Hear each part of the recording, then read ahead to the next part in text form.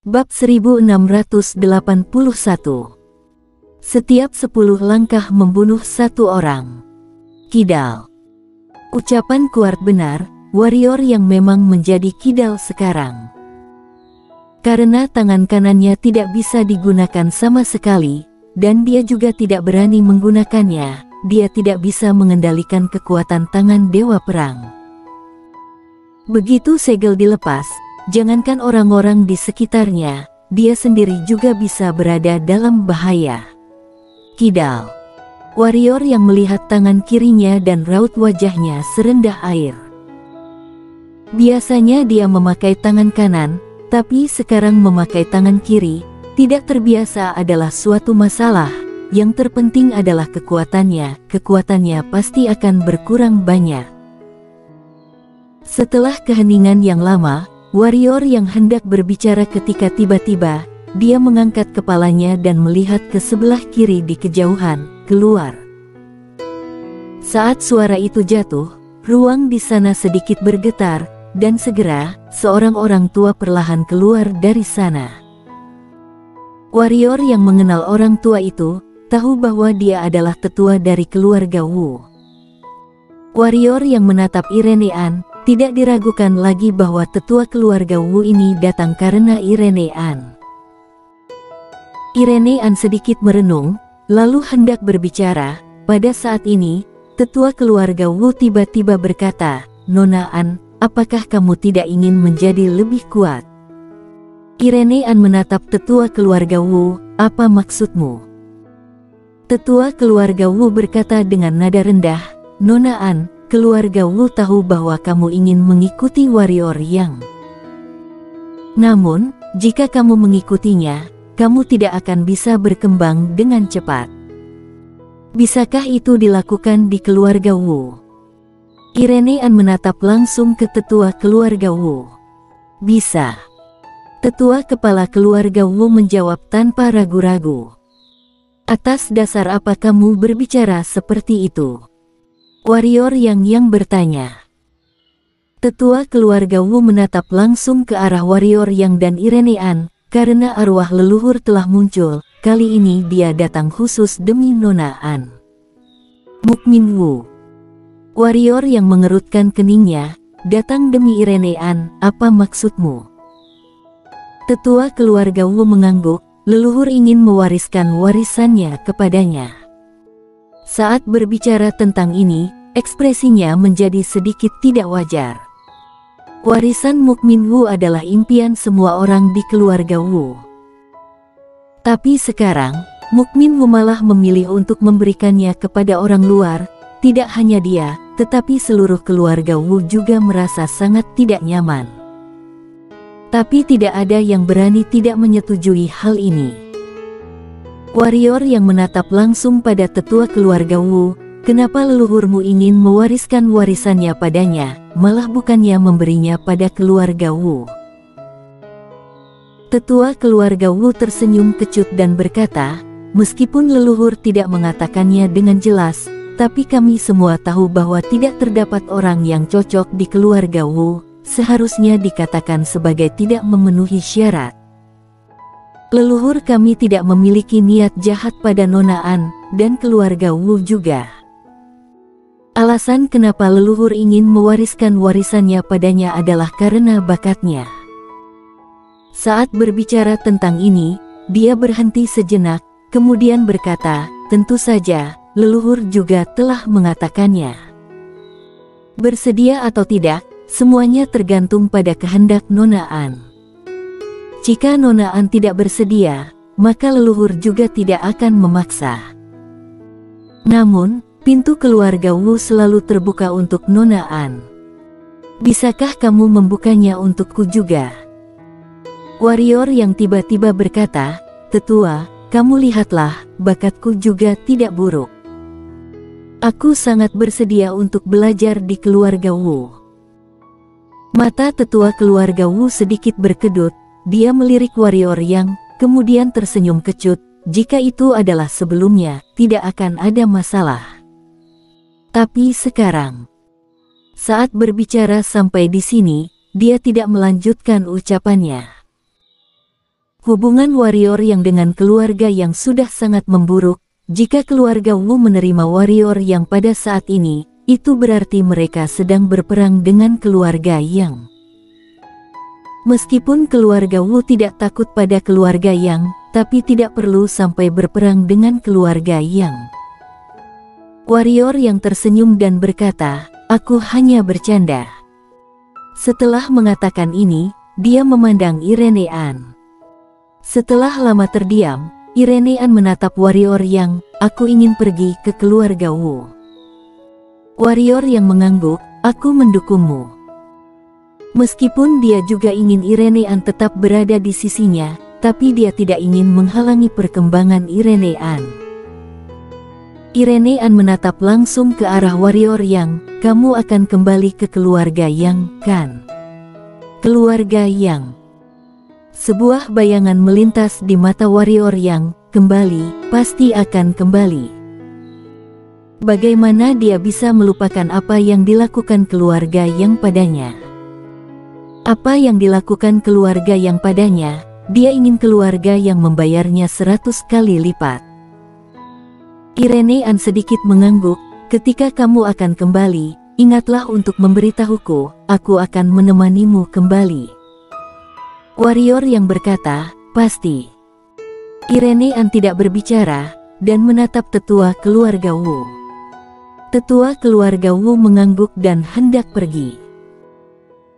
Tiba-tiba, dia seperti teringat sesuatu.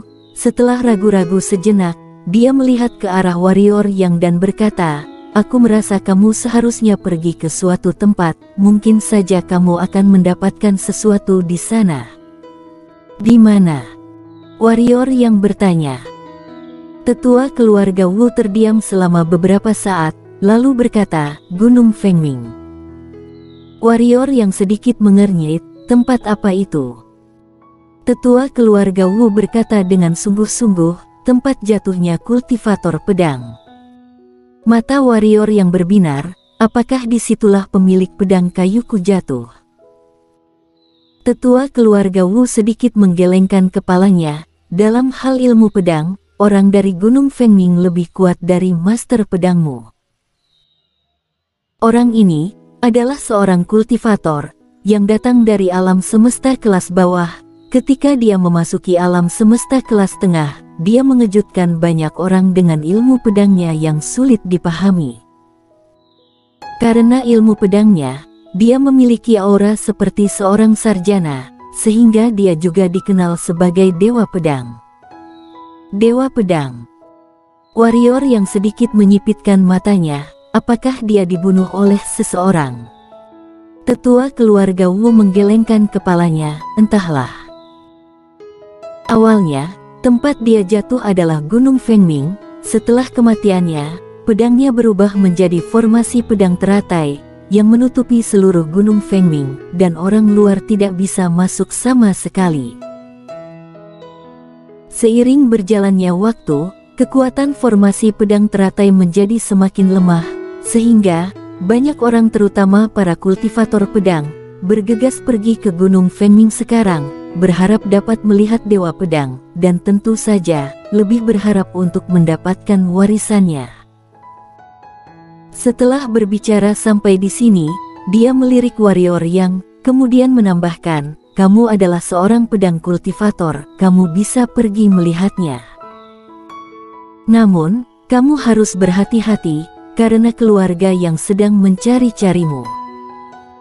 Warrior yang mengangguk, "Aku akan berhati-hati." Tetua keluarga Wu mengangguk kecil, "Selamat tinggal." Setelah dia selesai berbicara, dia berbalik dan pergi. Irene An memandang warrior yang untuk waktu yang lama, kemudian berkata, "Aku akan menunggumu untuk menemukanku." Setelah berbicara, dia berbalik dan menghilang. Setelah Irene An pergi, warrior yang menarik napas dalam-dalam, lalu menatap Kuart. "Hei, apakah kamu baik-baik saja? Bagaimana menurutmu?" kata Kuart dengan marah. Warrior yang tersenyum palsu, lalu berkata dengan tegas, "Kita semua harus menjadi lebih kuat. Kali ini, dia melarikan diri dari keluarga yang dengan mengandalkan banyak kartu truf. Sederhananya, kesenjangan antara dirinya dan keluarga yang masih sangat besar. Jika ingin balas dendam, dengan kekuatan yang dimilikinya saat ini, tidak diragukan lagi itu adalah sebuah mimpi. Tentu saja kita harus menjadi lebih kuat. Pada saat ini, Kuart tiba-tiba berkata dengan kejam, "Anak muda, ku beritahu padamu, aku sangat tidak suka melihat keluarga yang itu. Jadi, aku telah memutuskan. Aku akan membantumu membunuh mereka di masa depan." Warrior yang mengangguk, tentu saja kita harus membunuh mereka. Di waktu berikutnya, Warrior yang dan Kuart mulai menyembuhkan luka mereka. Tidak peduli apakah itu Warrior yang atau Kuart, pertempuran keluarga yang telah sangat melelahkan mereka, terutama Warrior yang tubuhnya kelelahan karena serangan balik kekuatannya. Jika bukan karena energi ungu kosmik, dia pasti sudah lama meninggal. Di lantai 3, Warrior yang sedang duduk bersila di tanah, dan energi ungu kosmik yang tak terhitung jumlahnya dengan cepat memperbaiki tubuhnya. Tidak jauh darinya adalah Shiro dan Valet, serta Clara Xiao. Pada saat ini, mereka semua menatap Warrior yang dengan ekspresi khawatir. Terutama Shiro, kabut telah berkumpul di rongga matanya, seolah-olah akan berkumpul menjadi tetesan air dan meluap kapan saja. 2 jam kemudian, Warrior yang membuka matanya dengan perlahan. Begitu dia membuka matanya, Shiro yang berada di sampingnya langsung masuk ke dalam pelukannya, kemudian kepalanya yang kecil terus menggosok dadanya. Warrior yang mengusap kepala kecil Shiro, tatapan lembut melintas di dalam matanya, lalu dia menatap Valet dan Clara Xiao yang berada di samping. "Maaf karena telah membuat kalian khawatir."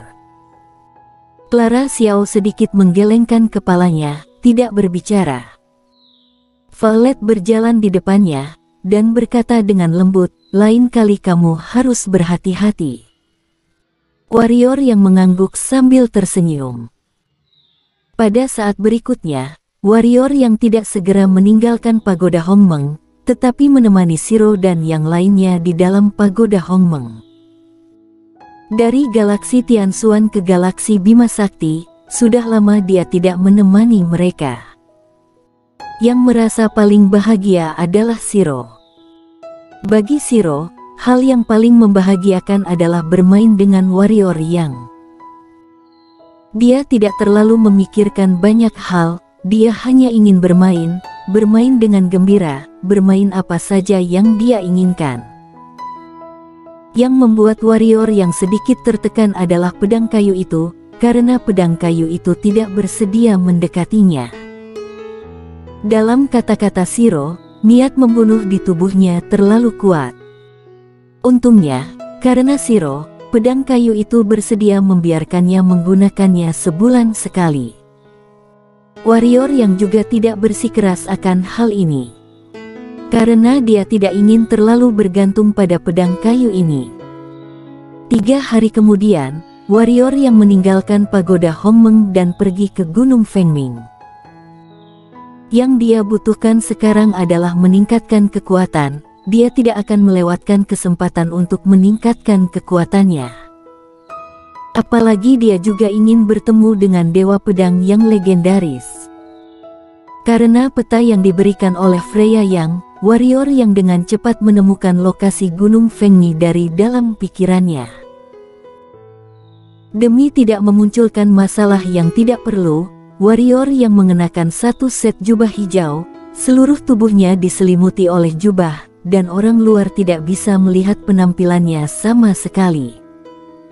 3 hari kemudian, Warrior yang datang ke kota Dewa Pedang. Kota Dewa Pedang berada di kaki Gunung Fengming. Awalnya tidak disebut sebagai kota Dewa Pedang, tetapi karena Gunung Fengming dan juga Dewa Pedang dulu pernah tinggal di sini, sehingga kota ini dipanggil sebagai kota Dewa Pedang oleh orang-orang di dunia. Warrior yang tidak terbang langsung ke kota Dewa Pedang, melainkan mendarat di luar kota Dewa Pedang. Karena di atas kota Dewa Pedang terdapat formasi udara terlarang. Meski baginya, formasi tersebut sangat biasa, namun dia tidak ingin membuat masalah. Kali ini, dia tidak datang ke sini untuk membuat masalah. Tepat ketika warrior yang hendak memasuki gerbang kota, dia tiba-tiba berhenti, kemudian melihat tembok kota di bagian kiri atas, di mana terdapat sebaris kata, setiap 10 langkah membunuh 1 orang tanpa henti. Bersambung.